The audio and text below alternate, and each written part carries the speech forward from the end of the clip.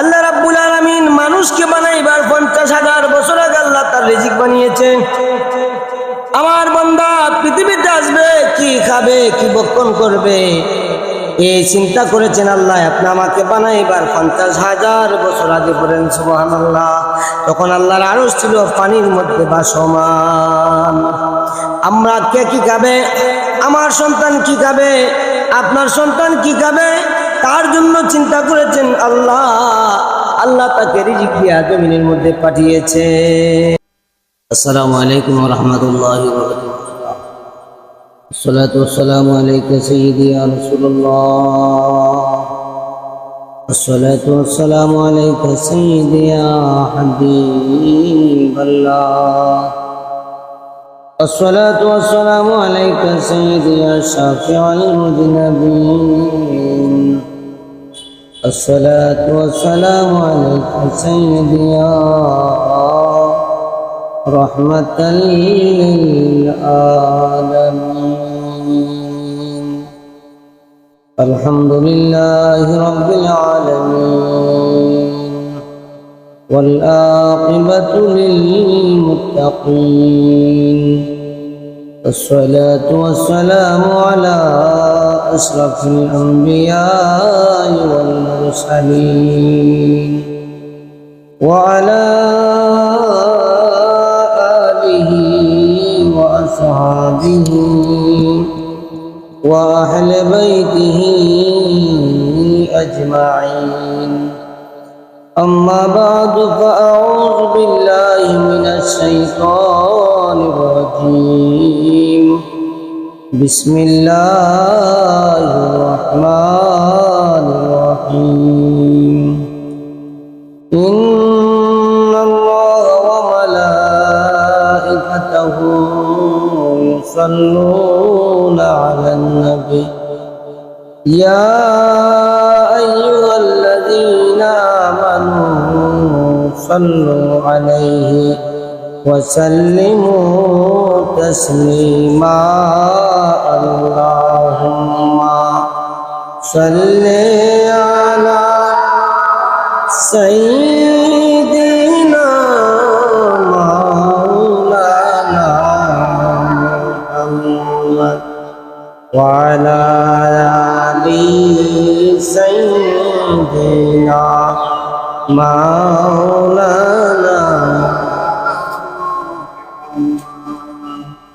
যার পসিনা মেশকো অম্বর হতে ছিল চমৎকার। সাহাবীরা তোর রূপে করতেন তার ব্যবহার।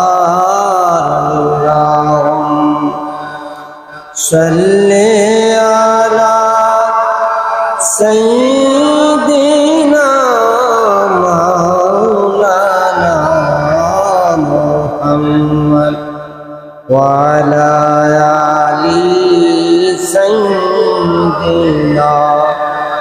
মাওলানা।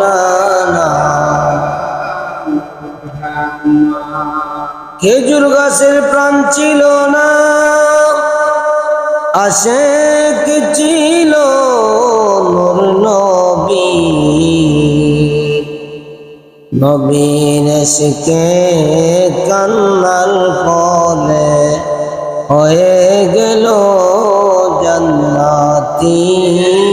আল্লাহুম্মা সাল্লি আলা সাইয়্যিদিনা মাওলানা ওয়া আলা আলি সাইয়্যিদিনা মাওলানা। আশিক ছিলেন ওয়াশকুরুনি, নবীজির প্রেমে দিওয়ানা। 32 দান করলেন শহীদ, একটিও বাকি রাখলেন না। আল্লাহ সাল্লি সাইয়্যিদিনা মাওলানা মুহাম্মদ ওয়া আলা আলি সাইয়্যিদি মাওলানা مولاي رب صل وسلم وبارك عليه أعوذ بالله من الشيطان الرجيم بسم الله الرحمن الرحيم إن الذين يأكلون أموال اليتامى ظلما إنما يأكلون في بطونهم نارا وسيصلون سعيرا صدق الله مولانا العظيم وصدق رسوله النبي الكريم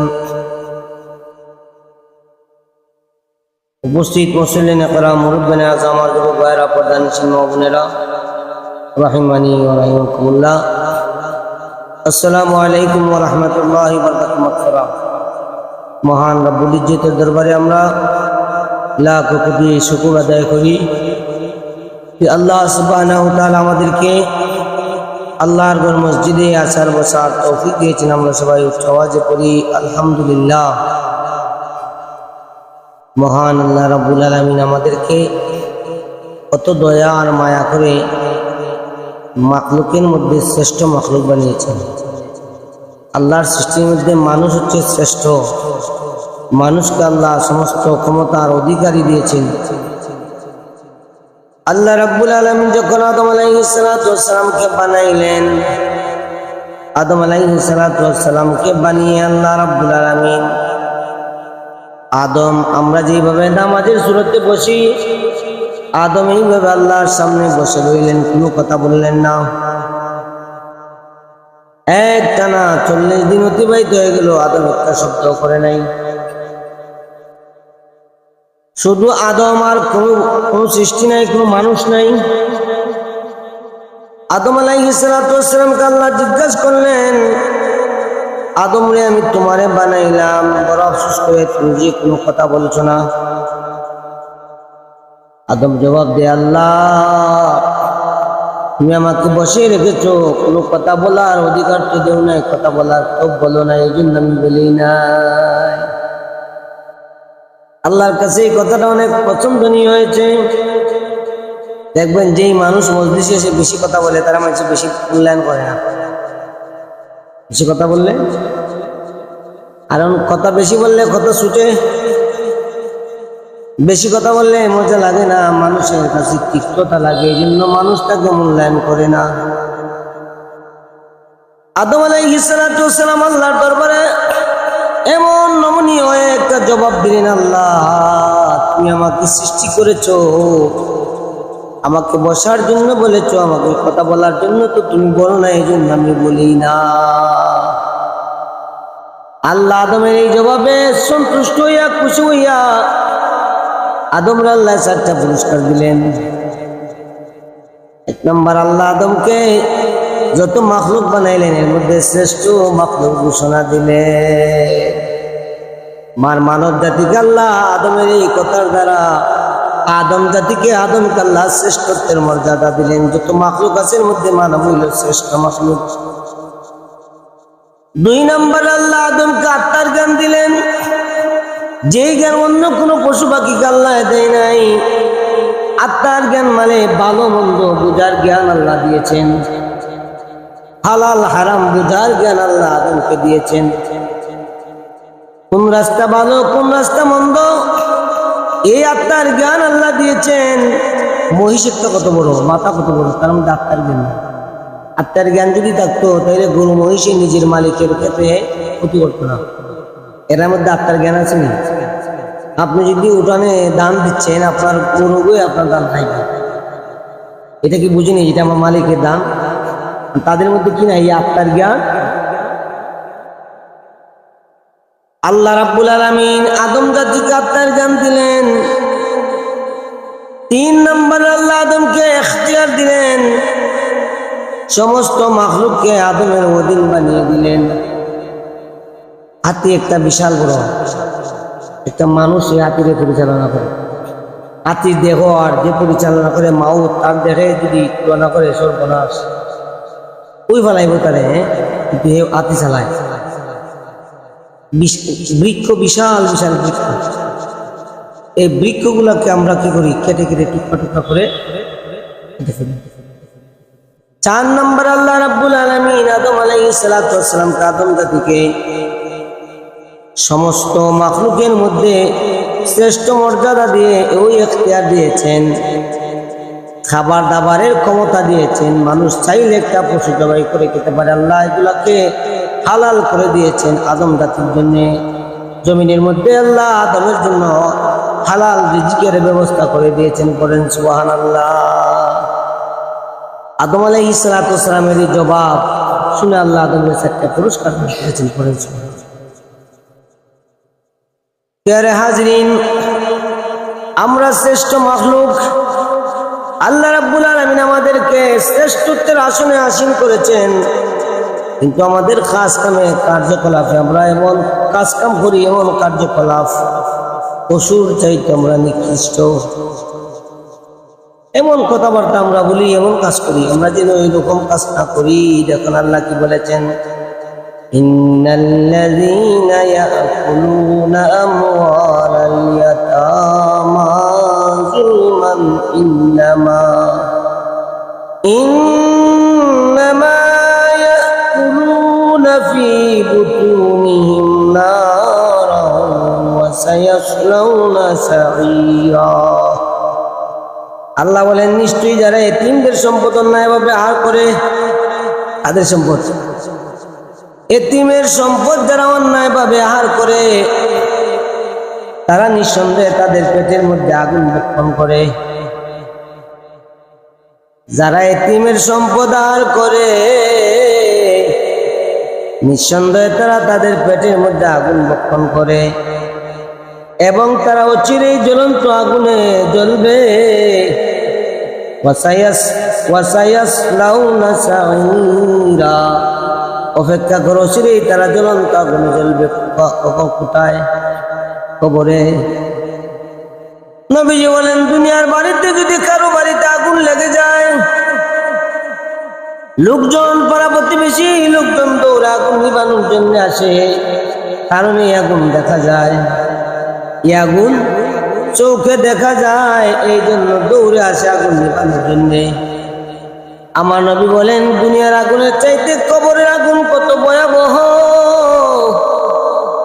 যে আগুন জ্বলবে, নিভবে না, জ্বলতেই থাকবে, নিভবে না, নিবানোর জন্য কোনো ব্যবস্থা নাই।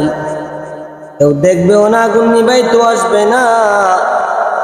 নবীজি বলেন, আমার উম্মত রে, কেন তোমরা অন্যের সম্পদ অন্যায়ভাবে ভক্ষণ করবে? এতিমের সম্পদ অন্যায়ভাবে ভক্ষণ করিয়া পেটের মধ্যে আগুন ভক্ষণ করলে, যে কারণে আবার দুজকের মধ্যে জ্বলতে হবে। আমরা তো যেমন নাই যে মারা গেছে, বাপ নাই, বাপ মারা গেছে, এতিম বাচ্চার লালন পালন করে, পাইয়ে দেখে, দেখা যায় সম্পদ আদি সব তার নামে করে নিয়েছে, জরিপ তার নামে করে।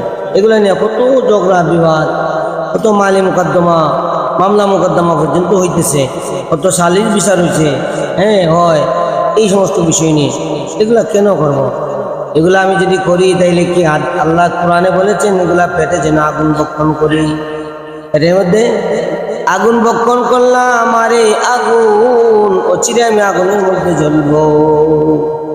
আজকের বিষয় হচ্ছে হারাম সম্পদের অশুভ পরিণতি। আল্লাহ নবী ইরশাদ ফরমাচ্ছেন, ইয়া আইয়ুহাল মুমিনুনা আল হাদিরুনা ইলামু আন্নাল মালাল হারামা ফিস শারঈ মালাল বাইল কুরআনুল কারীম ওয়াস সুন্নাতু মিনাল গুলুলি ওয়াল রিবা ওয়াস সারাকাতি ওয়াল গাদাব والظلم والحداء والرشوات وغيرها بالطريق الممنون।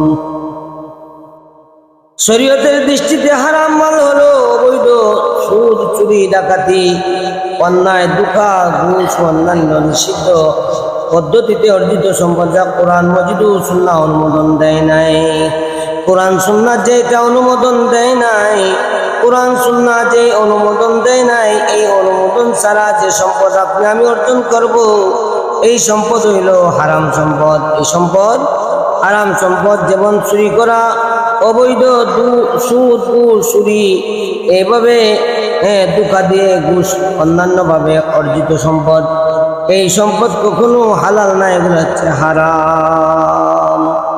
ধোঁকাবাজি আমরা না, ধোঁকা তো আকাশ সীমা নাই, ধোঁকাবাজি সীমা নাই। দেখবেন মানছে যারা বর্তমানে আমরা এলাকায় কম আছে, বাউল হুজুরে দেয় এগুলো বেশি, যেমন যে তখন আছে না উড়ি ব্যবসা, ওই যে কাঁচা বাজার বড় বড় উড়ি দিয়ে আজ দেয়, আজ চিম চিম দিয়ে আজ দেবো, তরি তরকারি বড় লাইন দিয়ে উড়ি দিয়ে আজ দেয়, নিচে ছোটো ছোটো লাইন, মানুষে বড় লাইন দেখে দাম হয় বড়, দেওয়ার সময় পাল্লা ঢুকায়, আনার সময় ছোটগুলাই আছে বড়গুলা থেকে যায়, একটা এইভাবে মানুষ কিন্তু ধোঁকা দেয়। এই ধোঁকা কত খারাপ। আপনার মালে যদি দোষ থাকে তাইলে এই মাল আপনি বলে বিক্রি করতে পারেন যে এই মালের মধ্যে দোষ আছে, আপনি পছন্দ হইলে নেন, না হইলে না। কিন্তু আপনি দোষটা গোপন করে রাখলেন, বেগুন ফুকরা ফুকরাদার নিচে বালাদার উঠে ফুকরা থাকলে তো দাম একটু কমইব, দরে কমইব, ফুকরা ধরে নিব, আমার তো নিব, তো আমি কেন ধোঁকাবাজি করতাম?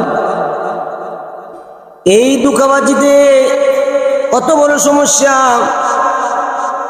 আপনার মাল আপনি বিক্রি করেন, সেখানে দোষ থাকলে বলবেন যে এটার মধ্যে দোষ আছে, আপনার যদি পছন্দ হয় তাইলে নেন, যদি পছন্দ না হয় তাইলে আমারটা থাকবে।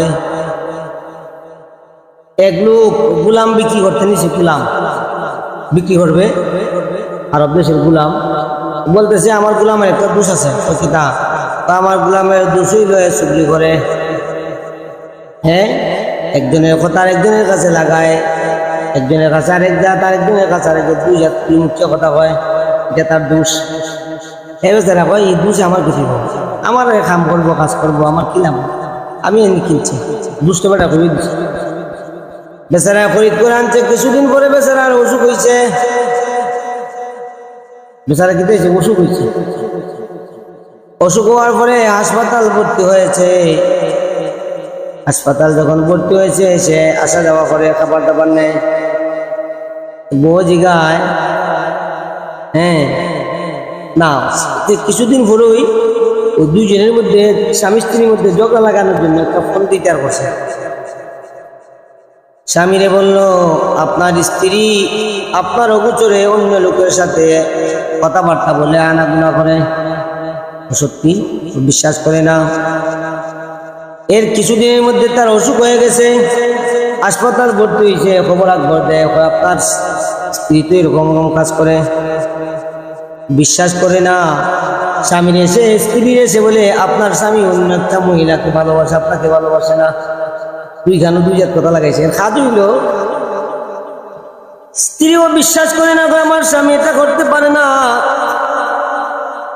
এরপরে কেমনে কেমনে মহিলাদেরকে তো সহজে বোঝানি যায়, মহিলাটা কিছু বিশ্বাস করছে, গতিরে বাদ দিব কেমনে, হয় বাদ দিব, আপনার স্বামী যদি ঘুমায়, ঘুমের সময় আপনার স্বামী তুতার নিচে যে ফসম আছে, যদি আপনার বিলিট দিয়ে বা কুট দিয়ে খামাই দিতে পারেন, তাহলে এই মহিলাটার ভালো হইতো। আর যদি না করতে পারেন তাহলে এই মহিলাটারে ভালো হয়। আচ্ছা, একটা তো পাইলাম। স্বামীকে বললো আপনার স্ত্রী অন্য লোকের সাথে সম্পর্ক আছে, স্বামী তো এটা বিশ্বাস করে না, বিশ্বাস করেন না, আপনি আপনার স্ত্রীকে পরীক্ষা করেন, আপনি বলবেন সন্ধ্যার সময় আমার বেশি ঘুম লাগতেছে, আমার খাবার দাবার দামি খেয়ে ঘুমিয়ে থাকবো, আর না ঘুমাইয়া দেখো তোমার স্ত্রী তোমারে কি করে। মহিলাটাকে সে বুদ্ধি দিল, তোমার স্বামী যখন ঘুমিয়ে যাবে, ঘুমের সময় তুমি তোমার স্বামীর এই পশমগুলা বিলিট দিয়া কামাই দিবে, পশমগুলা ফেলে দিবে, অথবা ছুরি দিয়ে এগুলা, কুর দিয়ে এগুলা ফেলে দিবে, তখন তোমার স্বামী ওই মহিলাটার স্বামীকে ভালোবাসবে না। বেচারা যখন কইছে আজকে ঘুম লাগতেছে, তো মহিলা মনে করলো যে আচ্ছা আজকে সুযোগ আছে, জীবনা কামাইয়া। বেচারা সন্ধ্যার সময় ঘুমাইছে, আসলে তো ঘুমাইছে না, বেটিরে পরীক্ষা করে। এই পরীক্ষার মধ্যে ঘুম লাগে না, মহিলাটা মনে করছে তিনি ঘুমিয়ে গেছে। একটা পূর্ণিয়া তার কাছে গিয়ে চাইছে কামাই দিত। বেচারা হাতে ধরে কই রে তোমার ঠিকই কইছে, এ কইছে দেখতো আজকে কিতা করে। তার মানে চুরি যখন তার নিচে নিচে তো জব হলিব, এবার সে কিতা আমারে জবাই করে ফেলবে। এইটা ভেবে তাড়াতাড়ি হাত ধরে, তার কাছে চুরি ছিল, চুরি দিয়া ফার মারছে। মহিলাটা জায়গাতেই মারা গেল। মহিলার বাপের বাড়িতে খবর গেল, তারা এসে ওই মুখটাকে মেরে ফেললো। মার্ডার হইল দুইটা। কোন কারণে? চুগলির কারণে। কোন কারণে? চুগলিটারে সাধারণভাবে মেনে নিও না, সাধারণভাবে ভাবিও না। ওই লোকটা বলছে আমার গোলাম চুগলি করে, এই চুগলির কারণে আমি তাকে বিক্রি করে দিতেছি, তোমার যদি বুঝে পড়ে তাইলে তুমি নেও। নেওয়ার কারণে সে মার্ডার করাইছে। এই জন্য দোষ এমন একটা জিনিস, যাচাই করে নিবা। আপনার মালে দোষ আছে, দোষটা একজনকে দেখাইবেন, দেখানোর পরে যদি না এটা আপনার জন্য গুনাহ না। কিন্তু যদি দোষ আপনি দেখে রাখেন আর বিক্রি করে ফেলেন, তাই এটাই ধোঁকা। আল্লাহর নবী বলেন ধোঁকা দিয়া যে সম্পদ অর্জন হয় এটা হচ্ছে হারাম। ধোঁকা দিয়া যে সম্পদ অর্জন হবে এটা হারাম। আমরা যেন কখনোই ধোঁকাবাজি না করি। এখন ধোঁকাবাজির একবারে সয়লা হয়ে গেছে। হ্যাঁ, কোনটা দোকান কোনটা দোকান এটা আমরা পার্থক্য করতে। প্যারে হাজরিন, ইমামে আজম আবু হানিফা রাহমাতুল্লাহ আলাইহি তিনার কাপড়ের ব্যবসা ছিল। তিনি কাপড়ের ব্যবসা করতেন। তিনার একটা কাপড়ের মধ্যে টুটা থাকে না, তিনি কাপড়টা একেবারে আলাদা করে রাখছেন এক সাইডে। আর তিনার কর্মচারী আছে। একদিন তিনি মাদ্রাসা থেকে বিকাল বেলা এসে দেখেন তিনার কাপড়টা, ওই ত্রুটিযুক্ত কাপড়টা বিক্রি হয়ে গেছে। জিজ্ঞাসা করলেন, তুমি যে কাপড়টা বিক্রি করেছো এটার মধ্যে যে ত্রুটি ছিল, এটার মধ্যে যে দোষ ছিল, ত্রুটি ছিল, এটা কি তুমি দেখাইছো কিনা? আমি তো এটা জানি না, আমি তো বিক্রি করে ফেলেছি। ইমাম আজম বলেন, এটা কি করলে রে? সর্বনাশ করে দিয়েছ। ওই দিনের যত বিক্রিকৃত যত টাকা ছিল, যত অর্থ ছিল, সবগুলি অর্থ ইমাম আজম সত্তা করে দিলেন। করেন সুবহানাল্লাহ। না বলে যে বেচছে, না বলে বিক্রি করার কারণে ইমাম আজম সমস্ত টাকা, ওই দিনের যত বিক্রিকৃত হয়েছে সমস্ত অর্থ তিনি আল্লাহ রাস্তায় সত্তা করে দিয়েছেন। করেন সুবহানাল্লাহ। আমার কাপড়ে আমার মালে দোষ থাকতে পারে, আমি একজনকে দেখাইয়া আর তাইলে আর দুকা হবে। সালাতুন ইয়া রাসূলুল্লাহ আলাইকুম, সালামান ইয়া হাবিবাল্লাহ। ওয়া মালুল হারামু লাহু সুউল আকিবাতি ফিদ দুনিয়া ওয়াল আখিরা। হারাম মালে রয়েছে দুনিয়া আখিরাতেও শুভ পরিণতি। হারাম মাল যদি আমি কষ্ট করে জমা করি, এগুলার পরিণতি বড় ভয়াবহ। এই প্রসঙ্গে আল্লাহ বলেন, ওয়াকালা তাআলা ইয়া আইয়ুহাল্লাযীনা আমানু লা তাকুলু আমওয়ালাকুম বাইনাকুম বিল বাতিলি ইল্লা আন তাকুনা তিজারাতান আন তারাদিন মিনকুম ওয়া লা তাকতুলু আনফুসাকুম ইন্নাল্লাহা কানা বিকুম রাহিমা। আল্লাহ বলেন, হে ঈমানদার মুমিনগণ, তোমরা নিজেদের মধ্যে একে অপরের অর্থ সম্পদ অন্যায়ভাবে ভক্ষণ করিও না। নিজেদের মধ্যে একে অপরের সম্পদ অন্যায়ভাবে ভক্ষণ করিও না। তবে তোমাদের পরস্পর সন্তুষ্টি হয়ে ব্যবসা করা বৈধ। দুজনে মিলে যদি পরস্পর সন্তুষ্ট হয়ে ব্যবসা করে এটা বৈধ। আর তোমরা নিজেদেরকে হত্যা করিও না, নিশ্চয়ই আল্লাহ তোমাদের ব্যাপারে দয়াবান। হত্যা, নিজেদেরকে হত্যা মানি বিভিন্নভাবে মানুষ বিভিন্ন জনকে হত্যা করে। অনেকটা মানুষ চিন্তা করে যে সন্তান যদি বেশি হয় তাহলে খাওয়াইব কেমনে, এই কারণেও বিভিন্নভাবে মানুষ হত্যা করে। সম্পূর্ণ নিষেধ, হারাম, এগুলা নিষেধ, হারাম। আল্লাহ রাব্বুল আলামিন মানুষকে বানাইবার 50,000 বছর আগে আল্লাহ তার রিজিক বানিয়েছে। আমার বান্দা পৃথিবীতে আসবে, কি খাবে, কি ভক্ষণ করবে, এই চিন্তা করেছেন আল্লাহ। আপনি আমাকে বানাইবার 50,000 বছর আগে। পড়েন সুবহানাল্লাহ। তখন আল্লাহর আরশ ছিল পানির মধ্যে ভাসমান। আমরা কে কি খাবে, আমার সন্তান কি খাবে, আপনার সন্তান কি খাবে, তার জন্য চিন্তা করেছেন আল্লাহ। আল্লাহ তাকে রিজিক দিয়া জমিনের মধ্যে পাঠিয়েছেন, আর যা কিসমত আছে সে খাইবে। আমি যদি এই চিন্তা করি তাহলে আমি আর পরেশানি করা দরকার।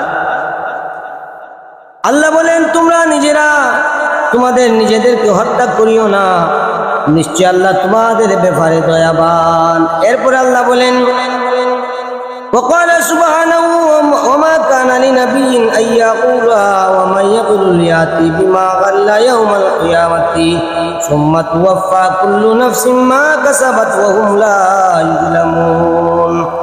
আল্লাহ বলেন কোন নবীর প্রতি এ ধারণা হতে পারে না যে তিনি কোনো কিছু অন্যায়ভাবে গোপন করে রাখবেন। আল্লাহ নবীদেরকে পৃথিবীতে পাঠিয়েছেন কোন নবীর সামনে এটা যে তিনি অন্যায়ভাবে কোনো কিছু গোপন করে রাখবেন। আমরা যেন এই ধারণা করি না যে নবীরা হয়তো কোনো কিছু গোপন করেছেন। না না, নবীদেরকে আল্লাহ পাঠিয়েছেন আমাদেরকে হেদায়েতের জন্য। উনি কোন নবী কোনো কিছু গোপন করেন না, এই ধারণা যেন আমরা না করি।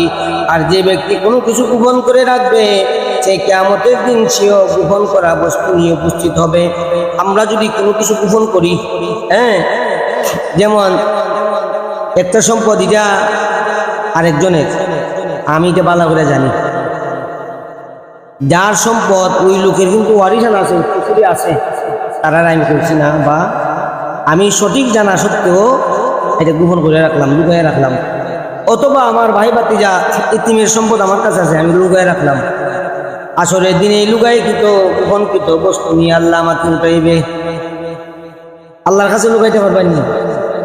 দুনিয়াত মানুষের চৌকে আঙ্গুল দেওয়া যায়, আল্লাহর চৌকে আঙ্গুল দিতে পারবেন না। আল্লাহ সব দেখতেছে, আল্লাহ সর্বত্র বিরাজমান। আল্লাহ বলেন দুনিয়াতে কিয়ামতের দিন দুনিয়ার এই গোপনকৃত বস্তু নিয়ে উপস্থিত হবে, অতঃপর প্রত্যেককে তার উপার্জন পূর্ণ মাত্রায় দেওয়া হবে, তাদের প্রতি কোনো অন্যায় করা হবে না। যৎকান অর্জন করবা কান কামা তাদিন কুরআন, যা অর্জন করবা তা যৎকান অর্জন করবা কান। وعن ابي هريره رضي الله تعالى عنه عن النبي صلى الله تعالى عليه وسلم ياتي على الناس زمان لا يبالي المرأة ما اخذ منهم من حلال او من حرام رواه البخاري। বুখারী শরীফের হাদিস। আল্লাহর নবী বলেন এমন একটা জামানা আসবে, এমন একটা সময় আসবে, মানুষের নিকটে এমন একটি সময় আসবে ব্যক্তি যা গ্রহণ করবে তা হালাল হতে গ্রহণ করে না, হারাম হতে গ্রহণ করে, কোনো পরোয়া করে না। সে যে পাইলো, প্রত্যেকে পাইলো, যে হালাল না হারাম জিগায় না, এটা জিগায় না যে এটা হালাল না। যেমন সন্তান আমার রুজু করে, চাকরি করে, আমি কোনদিন জিগাই না আমার সন্তানদের বেতন কত বা কত দে, বা যেমন কোনো হারামের ছোঁয়া আছে কিনা, আমি তো নেই না। বিদেশ থাকে হালালভাবে করে নি না হারামভাবে করে, কোনোদিন আমি জিগাইছি। আমার সন্তান ঘুষের টাকায় দিয়ে আমার দিতেছে, মাসে যদি তার স্যালারি হয় 20,000, আমার 40,000 দেয়, বাকি 20,000 ভাই কই, আমি কোনোদিন জিগাইছি না। আল্লাহ আমাদের আল্লাহ রসুল বলতেছেন এমন একটা জামানা আসবে, ঠিক এইরকম জামানা এখন এসে গেছে। মানুষ হালাল হারাম তোয়াক্কা করে না, যা পায় আগে তাড়াতাড়ি ওকে ঢুকায়, যা পায় আগে তাড়াতাড়ি ওকে ঢুকায়, হালাল হারাম পরে চিন্তা করে। এই জামানা এসে গেছে। আল্লাহ নবী বলতেছেন মানুষ তার তোয়াক্কা করবে। জামায় যদি 20,000 টাকা বেতনে চাকরি করে আর বউরে যদি 30,000 টাকা দেয়, বউ কত খুশি হইব।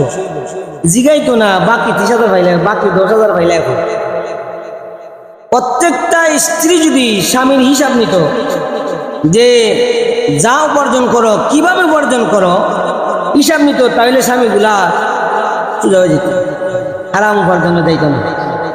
প্রতিটি স্ত্রী যদি স্বামীর কাছ থেকে ইনকামের হিসাব নিত আর নামাজের হিসাব নিত, প্রতিদিন নামাজ ঠিকভাবে পড়ে কিনা, এই দুইটা হিসাব যদি নিত, একটা স্ত্রী চাইলে একটা স্বামীকে একেবারে আল্লাহওয়ালা বানায়া দিতে পারে। স্বামী স্ত্রীর প্রসঙ্গের একটা কথা বললাই, সময় নাই, জুমাবার তো জুমার মধ্যে বেশি কথা হওয়া যায় না। অনেকগুলো আজকের যে জুমার আলোচনা কয়েক ঘন্টার আলোচনা, একটা হাদিস মধ্যে এখন বলছি। আল্লাহ নবী বলেন হাদিসে পাকের মধ্যে রয়েছে, স্বামী আর স্ত্রীর মধ্যে যদি কোনোদিন কোনো কথা কাটাকাটি হয়ে যায়, রাত হয়ে যায়, রসুল বলেন, তুমি যদি তোমার স্ত্রীকে গালি দাও, কোনো না কোনো কারণে গালি দিয়েছে, ওই দিতেই পারে, দেয়। স্ত্রীকে নিষেধ করেছেন স্বামীর গালি দেওয়া কথাটা যেন কখনো বাবার বাড়িতে না বলে, নিষেধ। বাবার বাড়িতেও বলা যাবে না, প্রতিবেশী যারা আছে তাদের কাউকে বলা যাবে না, এমনকি স্বামীর কোনো আপনজনের কাছেও বলা যাবে না। আমরা তো কইয়া বাড়ির থেকে কইয়া মসজিদ যাইবার আগে আগে জামার বাড়ি যাইবে কই, আমি মসজিদ থেকে যাইবার আগে আগে জামার বাড়ি। যদি তার বাবার বাড়িতে যায় তাইলে কি সমস্যা হয় শুনো। যদি বাবার বাড়িতে এই স্বামীর কথাগুলা যায়, বাবার বাড়িতে নিজের মা আছে, আসরি মার কাছে যখন যাবে, তার আত্মীয় স্বজনের কাছে যাবে, মায় তারে ওই জায়গার মধ্যে আরো খারাপ যুক্তি দিবে, আরো বাড়বে। এটা এই কথাটা যাওয়া মানে হইল সেজন্য জমিনের মধ্যে বীজ বপন করলো, এটা করিব, গাছ দিব, ডালপালা দিব, পাতা পাতা বাড়বে। আল্লাহ নবী বলেন কথা হতেই পারে। এক নম্বরে নিষেধ হইল বাবার বাড়িতে বলা যাবে না, কোনো পাড়া প্রতিবেশীকেও বলা যাবে না। বাবার বাড়িতে বললে সেখানে সমস্যা বাড়বে আর স্বামীর মর্যাদা কমবে, স্বামীর মর্যাদা ওজন কমবে, স্বামী এখানে বেজ্জত হবে। প্রতিবেশীর কাছে বললো স্বামীর মর্যাদা কমবে, দুইটা। তিন নম্বরে খাবারের সময় ওই দিন দুইজন আলাদা আলাদা খাওয়া যাবে না, নিষেধ, একসাথে খাবে। প্রয়োজনে সারাদিন উপোস থাকো, দুইজন খাবারের সময় একসাথে খাবে। আল্লাহ নবী বলেন খাবারের সময় তুমি গুসা ভাঙ্গিয়ে নিজের প্লেট থেকে মাছের ফিজোগ আর গোস্তের ফিজোগ স্ত্রীর কাছে দিবে, প্রয়োজন হইলে পারলে স্ত্রীর চেনে তুমি খাবে, দেখবে রাগ কমে যাবে। টাকার সময় কি বিছানার মধ্যে থাকবে, যেন কোনো ওজর আপত্তি নাই। এই দুই কাজের দ্বারা আগের সব কাজগুলা মীমাংসা হয়ে যাবে। বাবার বাড়িতে বলা লাগবে না, প্রতিবেশীকেও বলা লাগবে না। সমাধান কি করবে? আল্লাহ নবী সমাধান দিয়ে দিয়েছেন, খাবারের সময় একসাথে খাবে, পারলে এক প্লেটের মধ্যে খাবে। কত সুন্দর সমাধান ইসলাম দিচ্ছে। ঝগড়া বাড়ানো লাগে না, কিভাবে ঝগড়া মিটমাট করা যায় এই সমাধান ইসলাম দিচ্ছে। প্যারা হাজিরিন, একটা স্ত্রী যদি তার স্বামীর সমস্ত হিসাব নিকাশ নিত, কোন রাস্তায় চলে, কোন দিকে চলে, কেমনে চলে, স্বামীটা একেবারে আল্লাহওয়ালা হয়ে যেত। রাতের অধিক সময় বাইরে থাকা দরকার, বাইরে থাকার কোনো প্রয়োজন নাই। প্রয়োজন ছাড়া বাজার হাটে যদি প্রয়োজন তা তো অবশ্যই জানবে। কোথাও গিয়েছে আস্তে আস্তে তো দেরি হবেই, হ্যাঁ, সেজন্য এই তদারকি করে। সে যদি সব তদারকি করে আর স্বামীর যত সহায় সম্পদ আছে সবগুলার পাহারাদার হচ্ছে সে, হচ্ছে আমানতদার, কোনো খেয়ানত করবে না, আমানতদারিতা রক্ষা করবে, দেখবে ওই ফ্যামিলিটা অতি তাড়াতাড়ি সুন্দর হবে। আর স্বামী যখন বাড়ি থেকে বাইর হয়ে যাবে, স্ত্রীর দায়িত্ব হইল তার সন্তানাদির সামনে স্বামীকে কদমবুসি করবে। এতে কি হবে? সন্তানরা শিখবে, সন্তানরা বাবা মাকে কদমবুসি করবে, ওই ফ্যামিলিটা ধার্মিক ফ্যামিলিতে পরিণত হবে। আমরা দেশেও করিনি, স্ত্রী বউয়ে জামাইরে কদমবুসি খুব কম করে, খুব কম করে। হ্যাঁ, এখানে আমরা আল্লাহ রাব্বুল আলামিন আমাদেরকে বোঝার টুকু আর অনেকগুলো রয়েছে, বাকিগুলো কথা ইনশাআল্লাহ আগামী জুমায় সম্ভব হইলে আপনাদেরকে বলবো। আমার মূল বিষয় হইল আমরা যেন হারামের ছোঁয়া না লাগি। আমি যদি স্ত্রীর সাথে খারাপ ব্যবহার করি, দুর্ব্যবহার করি, স্ত্রীও যদি আমার সাথে দুর্ব্যবহার করে, এটা কিন্তু ইসলামে হারাম, নিষেধ। হারাম শুধু খাবার হারাম না, চলাফেরার মধ্যে হারাম আছে। হ্যাঁ, চলাফেরার মধ্যে হারাম রাস্তা আছে, কোনটা কোন রাস্তায় গেলে হারাম, কোন দিকে গেলে হালাল। আগামী জুমার থেকে ইনশাল্লাহ আগামী জুমায় বাকিগুলা বলবো। আল্লাহ আমাদের সকলকে বুঝার তৌফিক হোক। আমরা সবাই বলি আমিন। সালাতুন ইয়া রাসূলুল্লাহ আলাইকুম, সালামুন ইয়া হাবিবাল্লাহ, জলো আগার হো ইয়া ইমামুল মুরসালিন, জলো আগার হো রহমাতাল লিল আলামিন, সালাতুন ইয়া রাসূলুল্লাহ আলাইকুম, সালামুন ইয়া হাবিবাল্লাহ। মাওলানা রব্বি সাল্লি ওয়া সাল্লিম ওয়া বারিক আলাইহি। রাসূলুল্লাহ আকরাম আমরা যারা এখন সুন্নত করি না সুন্নত করি। আসসালামু আলাইকুম ওয়া রাহমাতুল্লাহি ওয়া বারাকাতুহু।